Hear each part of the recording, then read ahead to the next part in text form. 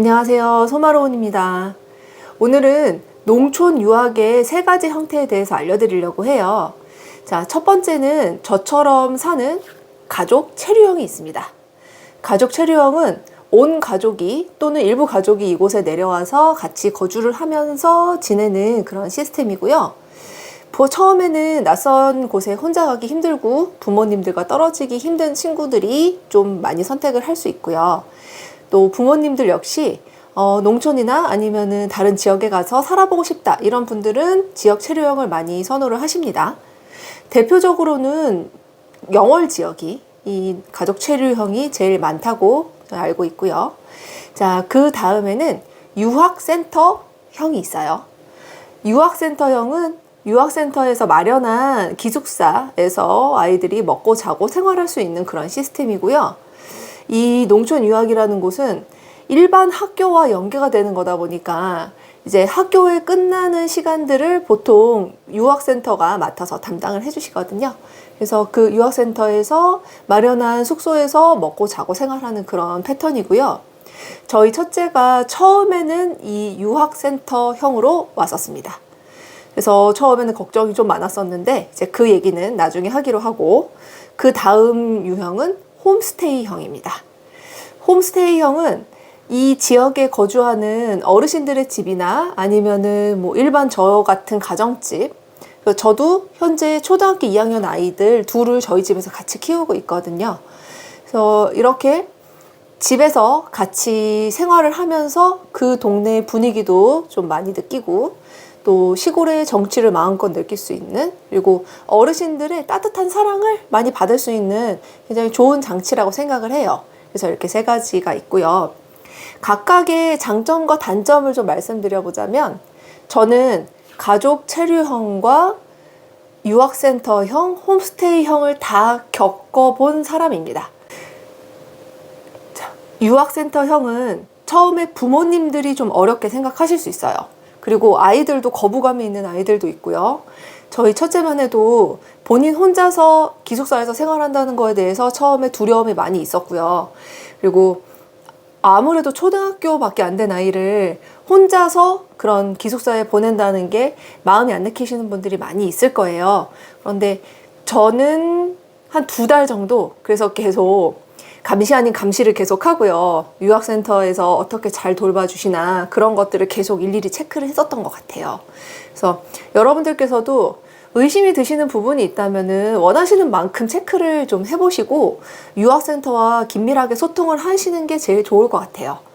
그래서 유학센터 안에서 대부분의 그런 뭐 침대라든지 아니면은 생활용품들이라든지 이런 거는 정말 잘 갖춰져 있었고, 특히 기숙사에서 생활을 했을 때를 잊지를 못한다고 하더라고요.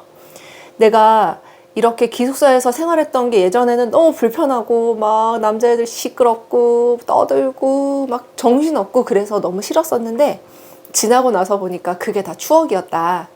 아이들이 자기가 또래 친구들과 어울려서 사는 경험을, 그것도 오랜 기간 동안 최소 6개월에서 최장은 몇 년까지 그렇게 하는 경험은 흔하지가 않거든요. 그래서 이렇게 유학센터에서 운영하는 기숙사에서 생활하는 게 저는 큰 메리트라고 봅니다. 그 아이들의 인생의 큰 메리트라고 생각을 해요. 그리고 제가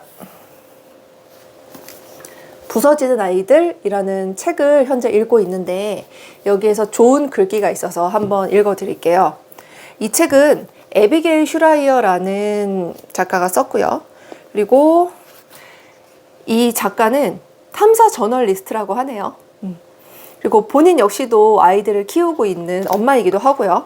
그런데 미국은 오히려 우리보다 양육을 좀 더 지금 너무 치료 쪽, 상담 쪽으로 너무 많이 가고 있대요. 그래서 아이들이 불필요한 정신과 진단을 받고 한다고 하더라고요. 자, 읽어보겠습니다. 자, 아이는 독립성을 경험할 기회, 즉 위험을 무릅쓰고 과감히 뭔가 해보거나 혼자서 새로운 일을 시도할 기회를 놓치면 이후에는 그것을 요구하지 않는다. 나는 자녀가 어릴 때 혼자 동네를 돌아다니는 것을 금지했다는 엄마들을 많이 봤다. 그 자녀들이 13살쯤 됐을 때는 부모가 집에서 억지로 내보내려고 해도 그럴 수가 없었다. 혼자서 집까지 걸어온 9살 아이는 잔뜩 의기양양해져서 현관에 들어선다. 혼자 집에 걸어오는 것이 대단한 일이 아니라고 생각이 들 수도 있지만 어릴 때 그런 시도를 해보지 않은 아이는 좁은 우리 안의 삶을 받아들이는데 익숙해져 문이 활짝 열려도 갇힌 삶에 몸을 맡긴 채 밖으로 나가려 하지 않을지도 모른다. 자, 그래서 우리 농촌 유학을 처음에 보내실 때 고민하는 부분들의 제일 걱정되는 부분은 안전에 대한 부분, 그리고 아이가 낯선 곳에서 혼자 잘 생활할 수 있을지. 저도 주변에 정말 따가운 시선을 많이 받았고요. 심지어는 너는 엄마가 아니다라는 소리도 들어봤지만 그 말을 했었던 분들이 지금은 다 네가 한 선택이 정말 맞았다라고 인정을 해주고 계세요. 그래서 여러분들께서 아이를 혼자 보내는데 너무 고민이 드신다면 유학센터에 충분히 상의를 해보시고 유학센터에서 하시는 프로그램들과 여러 가지 것들을 잘 이야기를 나눠보셨으면 좋겠고요. 제가 2년여 동안 관찰한 결과 아이들은 부모님과 떨어져 지낼 때 훨씬 더 자유로움을 느낍니다. 저도 여기에 현재는 가족 체류형으로 살고 있는데 저희 딸아이가 제가 여기서 사는 것을 굉장히 기대하고 좋아하기도 했었어요. 그런데 막상 와서 사니까 엄마가 계속 감시를 하는 거죠. 감시를 하는 부분을 이제는 좀 답답해 하는 부분도 있어요. 그러니까 오히려 아이들에게 더 많은 기회와 자신이 스스로 할 수 있는 자유를 주었을 때 그때 아이들은 더 크게 성장할 수 있는 그 가능성이 있습니다. 자, 그래서 유학센터형 기숙사에서 사는 것과 이제 홈스테이형을 좀 말씀드리면 홈스테이는 그 가족 안에 그냥 일원으로서 거의 같이 살아가게 되거든요. 그리고 보통은 농촌 유학을 오면 2주에 한 번 집에 갑니다. 그래서 한 주 집에 있는 동안에는 이곳에서 머물면서 여기 홈스테이 가족들과 같이 지내게 되고요. 홈스테이 저는 주로 아이들을 여기 춘천 시내 박물관에 데려가기도 하고 도서관에 데려가기도 하고 가끔은 영화를 보여주기도 하고 그렇게 편안하게 지내고 있습니다. 그래서 아이들이 참 어린 아이들일수록 더 순수한 것 같아요. 그래서 말도 참 잘 듣고 예쁜 아이들이 저희 집에 와서 저 굉장히 기쁘게 지내고 있고요. 그리고 가족 체류형에 대해서 한 번 더 말씀을 드리면 가족 체류형은 집을 일단 구하셔야 돼요. 집을 여기에서 살 집을 임대건 매매던 구하셔야 되기 때문에 이제 교육청에서 나오는 돈이 있는데 그거를 뭐 월세의 일부로 쓰실 수도 있고 아니면은 생활의 일부로 쓰실 수도 있어요. 그런데 그 돈만으로는 사실 부족한 게 사실이라 농촌 유학을 고민하시는 분들, 특히 일선에서 지도를 하시는 분들은 이런 생계에 대한 부담감, 그리고 농촌 유학을 통해서 저처럼 춘천에 정착하면서 살고 싶어하는 사람들이 또 많이 늘어날 것 같거든요. 또는 춘천뿐만이 아니라 전라도와 강원도의 각 지역에 그 지역이 마음에 들어서 살고 싶으시면 이제 생계가 제일 걱정이 되는 부분이잖아요.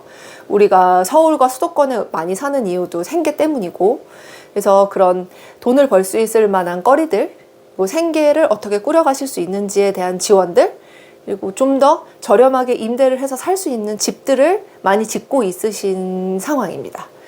그래서 이 농촌 유학의 세 가지 형태를 한번 쭉 들어보셨는데 가족 체류형 같은 경우에는 첫 번째로 생계에 대한 문제가 가장 시급하고요. 두 번째 유학센터형은 아이를 떨어뜨리기 힘들어하시는 분리불안 부모님들은 사실 힘드실 수 있습니다. 뭐 홈스테이도 마찬가지긴 한데요. 그런데 유학센터에서의 기숙사의 생활과 홈스테이의 가정 안에서의 생활은 또 차이가 좀 있어요.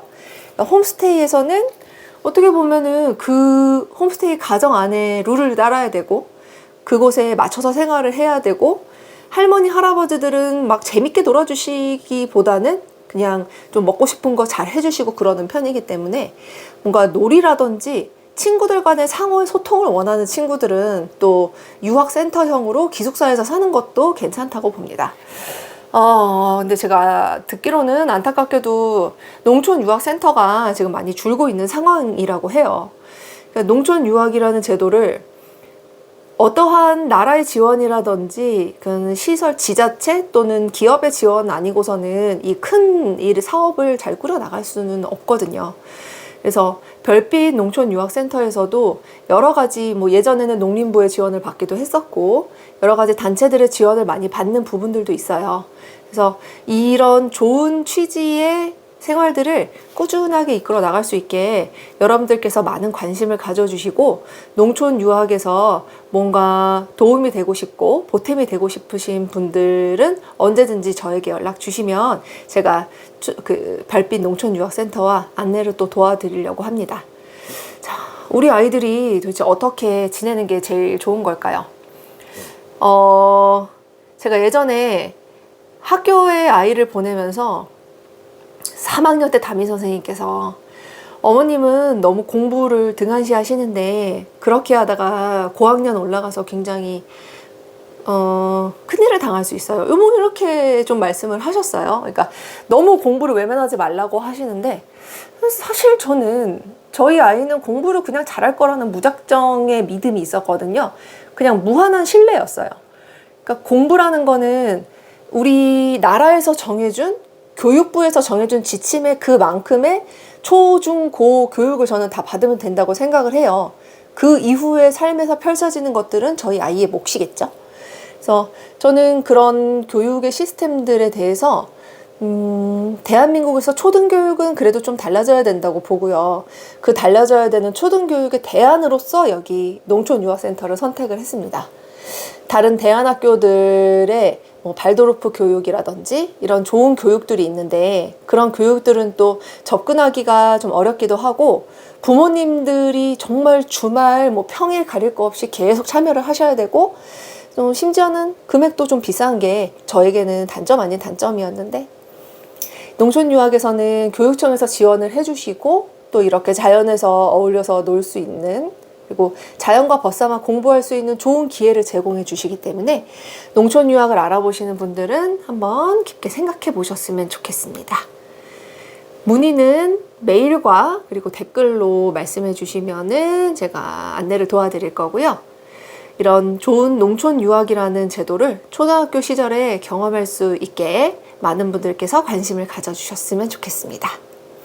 자, 그럼 저는 다음에 자연에 관련된 컨텐츠로 다시 찾아오겠습니다. 안녕.